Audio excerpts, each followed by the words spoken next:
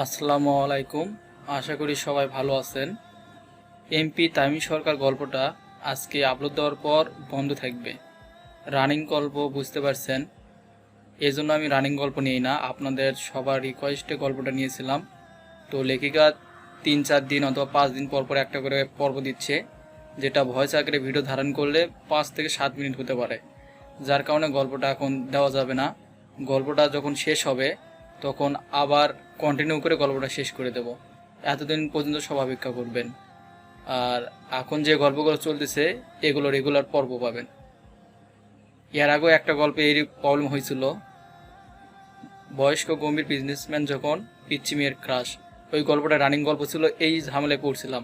তখন থেকে আমার রানিং গল্প নিতাম না, আপনারা রিকোয়েস্ট করছিলেন বিদায় এই গল্পটা নিয়েছিলাম। এখন আশা করছি আপনারা সবাই ধৈর্য সহকারে ওয়েট করবেন গল্পটার জন্য। আল্লাহ হাফেজ।